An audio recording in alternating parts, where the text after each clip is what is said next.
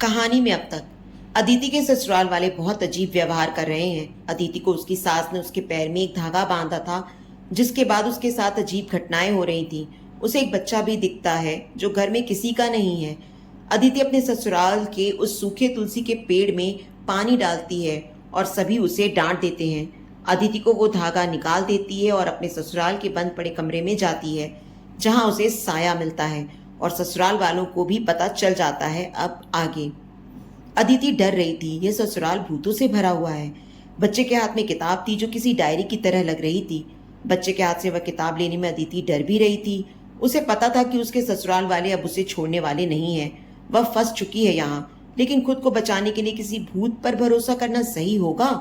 अदिति ने बालकनी से झांक कर देखा और निकलने की कोशिश की, लेकिन नीचे जाना उसके लिए मुमकिन नहीं था। वह बच्चा अभी भी अदिति को दिख रहा था। उसके हाथ में अभी भी वो किताब थी। अदिति का दिल जोर से कांप रहा था। उसे समझ आ गया था कि उसके ससुराल वाले काला जादू करते हैं। तुलसी के पौधे के नीचे दबी कीलें, पूजा घर की दहलीज पर लगी हुई कील, उसके खाने में बार बार निकलने वाले कांटे और वह धागा। अदिति को बचने के लिए एक ही रास्ता दिख रहा था। वह उस बच्चे के पास जाती है और किताब ले लेती है। इतने में उसे किसी के आने की आवाज़ सुनाई देती है और वह किताब को बिस्तर के नीचे छुपा देती है। तुमने सही नहीं किया अदिति, तुम्हें नीचे जाकर उस कमरे को नहीं खोलना चाहिए था, नमन ने आते ही अदिति से कहा। देखो, मैं जानता हूँ तुम घबरा गई हो, लेकिन मेरी बात समझो। मैं मजबूर था। मुझे तुमसे शादी करके तुम्हें इस घर में लाना ही पड़ा। एक तुम ही हो जो हमारे घर को वापस से खुशहाल बना सकती हो। तुम ही हो जो पिताजी के किए पापों से हमें मुक्ति दिला सकती हो। तुम ही हो जिसकी बलि जरूरी है। अदिति के पैरों तले जमीन खिसक गई। बलि? कैसी बलि? तुम लोग मुझे मारने की प्लानिंग कर रहे हो? मैं ऐसा होने नहीं दूंगी। मैं पुलिस में जाऊंगी। ठीक कहती थी माँ की इस घर में शादी नहीं करनी है। मैं ही तुम्हारे प्यार में पागल हो गई थी। तुम लोग काला जादू करते हो और मुझे मार दोगे, अदिति ने जोर से चिल्लाया। नहीं, मारेंगे नहीं, पीछे से लक्ष्मी ने कहा। सास की आंखें अब और खौफनाक हो चुकी थी। तुम्हें जिंदा रखेंगे, लेकिन तुम्हारे खून की जरूरत है। बलि तो बकरी की ही होगी, पर तुम्हें जिंदगी भर उसी कमरे में बंद रहना होगा जिस कमरे को खोलकर तुमने आज देखा। बस 2 दिन की बात है, फिर हम मुक्त हो जाएंगे।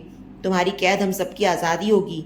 फिर नमन को भी कुछ नहीं होगा और मेरे पति भी बच जाएंगे। और पुलिस के बारे में भूल जाओ। तुम्हारा फोन भी अब तुम्हारे पास नहीं है, लक्ष्मी ने कहा। यहाँ क्या चल रहा था अदिति की कुछ समझ में ही नहीं आ रहा था। इतने में बुआ स्वाति और बबलू की आवाज नीचे से आई। इतने दिन में पहली बार ससुर जी को तुलसी के पास खड़े देखा अदिति ने। अदिति ऊपर से देख रही थी कि वहां तुलसी के पौधे में कुछ बांधा जा रहा था। नमन ने अदिति को कमरे में रहने की ही हिदायत दी और नीचे चला गया। अदिति ने उनकी बातें सुनने की कोशिश की। इसे सब पहले से ही पता चल गया है, ये गलत है। इसने अगर भागने की कोशिश की तो इसकी टांगे तोड़ दूंगा मैं, स्वाति का पति बबलू बोला। इसे नींद में इंजेक्शन दे दो, बाहर नहीं आएगी, स्वाति ने कहा। तुमको तरस आ रहा है ना उस पर? उसकी जगह तुम्हें ले ले। मजबूरी ना होती तो ये सब थोड़ी करते। पंडित जी ने बड़ी मुश्किल से अदिति की कुंडली दी थी।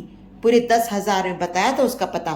इतनी मेहनत से नमन ने उसे पटाकर शादी की, उसके घर वालों को उससे अलग किया। अब इतनी मेहनत जाने दे, बुआ ने अपनी बहू से कहा। चुप रहो, वो खड़ी सुन रही है। पहली बार अदिति ने ऐसे ससुर जी की आवाज सुनी थी। अदिति, तुम चिंता मत करो। नमन के कहने पर हम तुम्हें मारेंगे नहीं, लेकिन तुम्हें नहीं छोड़ सकते। तुम्हारा इस घर में आना तय था और आगे जो होगा वह भी तय है, ससुर जी ने डरावनी आवाज में कहा। और अदिति ने देखा दहशत का वो रूप। उन्होंने तुलसी के पौधे के नीचे वाले हिस्से को तोड़ दिया। उसमें था एक कंकाल, किसी बच्चे का लग रहा था। छोटे छोटे हाथ पैर, छोटी सी खोपड़ी। अदिति ने जो देखा, क्या वह सच था? ये कंकाल उसी बच्चे का है जो अदिति को कब से कुछ कहना चाह रहा है। इस कंकाल को निकालकर क्या करने वाले हैं ये लोग? अदिति कमरे में भाग गई और अंदर से दरवाजा बंद कर लिया। अदिति को उस किताब के बारे में याद आया तो बिस्तर के नीचे वही बच्चा दुबका हुआ था। इस बार भी वो रो रहा था। अदिति समझने गई थी कि उसके पास इस बच्चे की बात सुनने के अलावा और कोई चारा नहीं है। अदिति ने किताब उठाई और उस बच्चे से कहा, मैं यहाँ से कैसे निकलूं? बच्चे ने किताब खोलने का इशारा किया। यह वाकई एक डायरी थी, किसी लड़की की डायरी। इस डायरी पर नाम था निधि। डायरी के पहले कुछ पन्नों पर एक कविता लिखी थी। उसके बाद लिखा था, निधि ने अपना दुख। ब्रिज जी ने मेरे साथ जो किया वह दुश्मन के साथ भी कोई नहीं करता। मैंने तो उन्हें सच्चे दिल से प्यार किया था, लेकिन उन्होंने तो मुझे कैद ही कर लिया। अदिति जैसे जैसे उस डायरी के पन्ने पढ़ती जा रही थी, उसकी समझ में आ रहा था कि यहाँ क्या चल रहा है। अदिति के ससुर जी का नाम ब्रिज किशोर था, पर निधि कौन थी? वह बच्चा कौन था? उस घर में ऐसा क्या था जिससे सारे घर वाले डरे हुए थे और अदिति की बलि तक चढ़ाने को तैयार हो गए थे? आखिर अदिति को नमन की चाल के बारे में पहले से क्यों नहीं पता चल पाया? अदिति डायरी पढ़ती जा रही थी और उसे अजीब लग रहा था। निधि ने इस परिवार के बारे में बहुत कुछ लिखा था। उसकी कहानी पढ़ते पढ़ते अदिति की आंखों में आंसू आ रहे थे। निधि ने एक पन्ने पर लिखा था, ब्रिज जी ने आज उबलती हुई चाय मेरे ऊपर फेंक दी। उन्होंने अपनी नफरत मुझे दिखानी शुरू कर दी है। ब्रिज जी की ये नफरत मेरी माँ ने भी झेली और अब मैं भी झेल रही हूँ। अदिति जैसे जैसे पढ़ती जा रही थी उसे समझ आ रहा था कि क्यों उसके परिवार वाले नमन से शादी के लिए मना कर रहे थे। यह कहानी अभी की नहीं बल्कि 10 साल पुरानी है। नमन के बारे में जानकर अदिति के माता पिता ने उसे आगाह किया था कि वह घर अच्छा नहीं है। नमन के घर के बारे में उन्होंने कई बातें सुन रखी थी, लेकिन सब दबी जुबान में। अदिति ने अपनी मनमानी में किसी की बात नहीं मानी, लेकिन फिर भी माँ की बात सही थी। ब्रिज किशोर और उसके परिवार के इतिहास की दास्तां अब अदिति के सामने आ रही थी। लक्ष्मी उनकी पहली नहीं बल्कि दूसरी पत्नी थी। पहली पत्नी थी निधि की माँ। निधि ने अपनी माँ के साथ बचपन से ही न जाने क्या क्या होते देखा और अपने पिता को नाम से बुलाने लगी। निधि की माँ के साथ होती चीजों का विरोध करने के नाम पर उनकी छोटी बहन लक्ष्मी उनके घर आई और साथ ही रहने लगी। धीरे धीरे निधि की माँ की तबीयत बिगड़ने लगी और वह अचानक एक दिन तुलसी के पौधे के पास मरी हुई मिली। लोग कहते हैं कि लक्ष्मी और ब्रिज ने मिलकर उन्हें मारा। ब्रिज और लक्ष्मी का चक्कर पहले से ही चल रहा था, लेकिन निधि की माँ ने अपनी बहन पर भरोसा किया। निधि की माँ ने के खाने में भी रोजाना कोई ना कोई चीज निकलती थी, कभी बाल, कभी कंकड़, कभी कांटा, ठीक उसी तरह जैसे अदिति के खाने में निकलती थी। निधि को बचपन से ही पिता और मौसी का अत्याचार झेलना पड़ता था। फिर हुआ नमन और फूफा जी की मृत्यु के बाद बुआ और बबलू भैया भी आकर रहने लगे। निधि के साथ नौकरानी वाला व्यवहार किया जाता। उसकी माँ की एक तस्वीर है जो पूजा घर में लगी हुई है। ये उन्हीं तस्वीरों में से एक है जो अदिति ने रात को कमरे के अंदर देखी थी। धुंधली बेरंग तस्वीर। निधि की माँ के मरने के बाद वह अकेली हो गई थी और घर से बाहर निकलने का बस एक ही तरीका होता था, पैदल पास के सरकारी स्कूल तक जाने का। वह 3 किलोमीटर दूर था और पैदल चलते चलते कब निधि के साथ सूरज जुड़ गया था उसे पता ही नहीं चला। सूरज के साथ वह अपने सुख दुख बांटने लगी और वह साथ में इंटर तक पहुंच गए। निधि और सूरज की दोस्ती प्यार में बदली और दोनों ने छुपते छुपाते मंदिर में शादी भी कर ली। शादी करवाने वाले पंडित जी भी वही थे जिन्होंने अदिति की कुंडली ससुराल वालों को दिखाई थी। पंडित जी ने यह बात छुपाने की जगह पैसों के लिए ब्रिज जी को बता दी। इंटर की परीक्षा से पहले ही 17 साल की निधि को घर पर कैद कर लिया गया। 2 महीने बाद पता चला कि वह मां बनने वाली है। ब्रिज तो निधि को उसी दिन मार देते, लेकिन लक्ष्मी ने रोक दिया। यह मौसी का प्यार नहीं, बदनामी का डर था। पड़ोसियों और समाज को क्या कहते। पहले ही निधि की मां की मौत को लेकर बहुत विवाद हो चुका था। फिर शुरू हुआ निधि के साथ वह अत्याचार जिसकी किसी ने कल्पना भी नहीं की थी। निधि को कैद किया गया और उसके साथ काला जादू शुरू हुआ। निधि ने एक लड़के को जन्म दिया और बचपन से ही उसके साथ इतने अत्याचार हुए कि वह लड़का कभी बोल ही नहीं पाया। उसे तरह तरह की यातनाएं दी जाती। लड़का 6 साल का हुआ तब तक निधि की मानसिक हालत खराब हो चुकी थी, पर निधि रोजाना अपनी डायरी लिखती थी। अदिति को अलमारी के पीछे निधि की सभी डायरियां मिल गई थी। वह पढ़ती जा रही थी कि तभी एक ऐसी बात उसे पता चली कि उसके होश उड़ गए। निधि के बेटे की मौत भी उसी तुलसी के पौधे के पास हुई थी। पिता ब्रिज ने उसके बेटे को वहीं गमले के नीचे की मिट्टी में गाड़ दिया। निधि यह सदमा बर्दाश्त नहीं कर पाई और उसने खुद को आग लगा ली। वह उसी पूजा घर में मारी गई जिसमें वह साया दिखा था। अदिति ने जिसे देखा था वह निधि ही थी। उसकी मौत के बाद शायद ससुराल वालों ने उसे कैद करने के लिए उस पूजा घर को बंद कर दिया और वहां काला जादू करने लगे। उस आत्मा से घर मुक्त हो जाए इसलिए अदिति से शादी की गई और अदिति के खून से यज्ञ करके ही उसकी आत्मा को घर से हमेशा के लिए निकाला जा सकता है। पंडित जी ने सारा इंतजाम किया हुआ है और यज्ञ अमावस को ही होगा। अदिति ने घर वालों की बातों और निधि की डायरी से यह सब जान लिया है। वह बच्चा असल में अदिति की नहीं निधि की मदद करना चाहता है ताकि वह अपनी माँ से मिल सके। जिस दिन अदिति ने दरवाजा खोला उस दिन वह बच्चा निधि को देख पाया, तभी वह रो रहा था।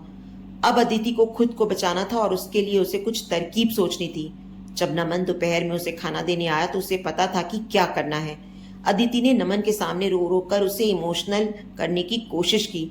नमन के मन में कुछ हद तक अदिति के लिए हमदर्दी भी थी, लेकिन निधि की आत्मा ने कई बार नमन पर हमला किया था, इसलिए उसे बचना था।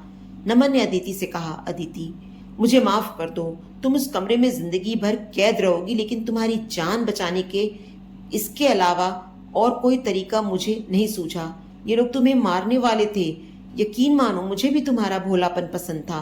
अदिति ने नमन से बात करते करते किसी तरह से उसका फोन ले लिया। नमन खाना देकर चला गया और अदिति ने पुलिस को फोन किया। अदिति इतना ही कह पाई, हेलो पुलिस, मैं ब्रिज कोठी से बोल रही हूँ। यहाँ मेरे ससुराल वाले मेरी बड़ी बलि चढ़ाने वाले हैं, प्लीज मुझे बचा लीजिए। इतने में नमन ने कमरे में आकर अदिति के हाथ से फोन छीन लिया। मुझे तुम पर यकीन ही नहीं करना चाहिए था, समझ नहीं आता तुम्हारी? मेरी जिंदगी खतरे में है, बंद रहो यहीं। इतना कहकर नमन कमरे से चला गया। रात में अदिति की बलि चढ़ने वाली थी। उसके शरीर से खून निकालकर यज्ञ होना था। अदिति बच भी सकती थी और नहीं भी। वह बच्चा अब अदिति को दिख नहीं रहा था। उसकी अस्थियां कहाँ गईं पता नहीं। अदिति को तैयार करने उसकी सास और बुआ आई। उसे लाल रंग के कपड़े जबरदस्ती पहनाए गए। ये कपड़े निधि के थे। अदिति को नीचे ले जाया गया और उसे यज्ञ वेदी के सामने बिठाया गया। अदिति के शरीर से खून निकालने के लिए खंजर भी था। अदिति ने मान लिया था कि ये उसकी जिंदगी की आखिरी रात है। तभी अचानक उसे वही साया दिखा और फिर वह साया छटपटा सा रहा था। किसी कारण वह उस कमरे की दहलीज को पार नहीं कर पा रहा था। उस बच्चे की अस्थियां भी वही उसी कमरे में पहुंच गई थी और वह अपनी मां की रूह के पीछे खड़ा रो रहा था। आज इन दोनों को नष्ट किया जाना था। निधि के अपराधियों ने उसे हमेशा के लिए मिटाने की साजिश कर दी थी। अदिति के माथे पर तरह तरह की राख लगाई जा रही थी। उस तुलसी के पौधे की मिट्टी भी लगाई गई थी। पंडित जी तरह तरह के मंत्र बोल रहे थे। अदिति को बेहोशी छा रही थी कि अचानक दरवाजे पर दस्तक हुई। ऐसा लगा मानो कोई जोर जोर से दरवाजा खटखटा रहा हो। इतनी रात को कौन आ सकता है? दस्तक रुकी नहीं और फिर धाएं, गोली की आवाज और दरवाजा जोर से खोल दिया गया। अंदर पुलिस आ गई और अदिति के माता पिता भी। वहां चल रही कारस्तानी देखकर लोगों को समझने में देर नहीं लगी कि क्या हो रहा है। अदिति की मां ने उसे गले से लगा लिया और वहां से उठा दिया, पर अदिति ने चिल्लाकर कहा, रुको, उसे दो आत्माओं को मुक्त करना था। अदिति ने उस दरवाजे पर गड़ी हुई कील को निकालने की कोशिश की, लेकिन वह निकल नहीं रही थी। उसके ससुराल वाले चिल्लाने लगे कि ऐसा ना करें, लेकिन उसने नहीं सुनी और बाद में एक पुलिस वाले ने मिलकर उस कील को निकाल दिया। वह साया और वह बच्चा बाहर आ गया। वह सिर्फ अदिति को दिख रहा था। बाकियों ने देखा कि अचानक ब्रिज को हार्ट अटैक आ गया है और वह वहीं मर गया, लेकिन अदिति देख पा रही थी कि निधि ने उसे मारा है। अदिति और उसके ससुराल वालों के अलावा एक और इंसान था जो उस साय को देख पा रहा था। वही पुलिस वाला जिसने वह कील हटाई थी। वह और कोई नहीं, सूरज था। निधि का साया अब साफ दिखने लगा था। निधि की शक्ल दिख रही थी। उसका बेटा भी उसके साथ था और उसने पहली बार मुस्कुराया था। दोनों अपने आप आसमान की ओर जा रहे थे और दोनों कहीं खो गए। भोर होने को थी। पुलिस और एम्बुलेंस दोनों ही घर के दरवाजे पर खड़ी थी। आवाज सुनकर कुछ पड़ोसी भी आ गए थे। लक्ष्मी, बुआ, स्वाति, नमन और बबलू सभी जेल जा रहे थे। नमन कुछ पगला सा गया था और बार बार अदिति आई लव यू, मुझसे शादी करोगी दोहरा रहा था। अदिति अपने घर जा रही थी। एक दो दिन बाद अदिति को स्टेटमेंट के लिए पुलिस स्टेशन जाना था। वहां उसे पूरी कहानी का पता चला। दरअसल सूरज को पता चल गया था कि निधि को कैद कर लिया गया है, लेकिन ये नहीं पता था कि वह उसी घर में है। सूरज ने निधि के साथ हुई घटना का जिम्मेदार खुद को माना और पुलिस में भर्ती हो गया। निधि को मारने के बाद उसकी लाश भी उन लोगों ने वहीं गाड़ दी थी, आंगन में ही। खुदाई के बाद हमें वह मिल गई, सूरज ने अदिति को बताया। अदिति, आपको पता नहीं आपने क्या किया है। निधि के साथ क्या हुआ वह जानने के लिए ही मैंने यह काम करना शुरू किया। मैं किसी भी हाल में निधि को खोजना चाहता था और कई बार उसके घर के चक्कर भी लगाए। अलग अलग तरह से घर के अंदर जाने की कोशिश भी की, लेकिन कुछ भी पता नहीं चला, सूरज ने बताया। दोनों उस सेल में गए जहां लक्ष्मी कैद थी और उससे जानकारी लेने की कोशिश की। लक्ष्मी ने कहा, अगर तू ना होती तो मेरा घर बर्बाद ना होता। इतनी मेहनत की थी, अपनी बहन को मारा, निधि को रास्ते से हटाया, उसके बेटे को मारा, लेकिन तू नहीं मर पाई, मेरे ब्रिज को खा गई। नमन को तुझ पर दया ना आई होती तो मेरे ब्रिज आज जिंदा होते और निधि हमेशा के लिए चली गई होती। लक्ष्मी की बात सुनकर अदिति सख्ते में थी। दरअसल जब अदिति ने पुलिस को फोन मिलाया था तब सूरज ने ही वो फोन उठाया था और अदिति का एक सेंटेंस ही उसके लिए काफी था। उसने पता लगाने की कोशिश की कि घर में बहू कौन है और उसे अदिति के बारे में पता चला। अदिति के माता पिता को उसने बताया और वो बेटी की जान बचाने के लिए पहुंच गए। अदिति की माँ वैसे भी उसके पास जाने के बारे में सोच ही रही थी, क्योंकि उन्हें लग रहा था कि उनके सपोर्ट के बिना शायद अदिति के साथ कुछ गलत ना हो जाए। कुछ दिनों बाद अदिति ने अपनी जिंदगी फिर से शुरू कर दी। वह अपने ससुराल की घटना को भूल जाना चाहती थी। उसने एक एनजीओ ज्वाइन किया जहां ससुराल द्वारा प्रताड़ित बहुओं की मदद की जाती थी। इस काम में सूरज ने भी अदिति का साथ देना शुरू कर दिया। सूरज के रूप में अदिति को एक दोस्त मिला था। अदिति अब कभी शादी नहीं करना चाहती थी। उसके साथ जो हुआ वह कभी उसके बारे में याद नहीं करना चाहती थी। अदिति की जिंदगी अब वापस ढर्रे पर आने लगी थी। तो दोस्तों, आपको ये कहानी कैसी लगी मुझे कमेंट बॉक्स में ज़रूर बताएं।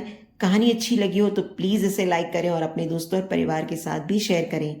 आगे भी इसी तरह और अच्छी कहानियाँ सुनने के लिए मेरे चैनल को सब्सक्राइब करें और नोटिफिकेशन बेल को भी ज़रूर दबाएं। धन्यवाद।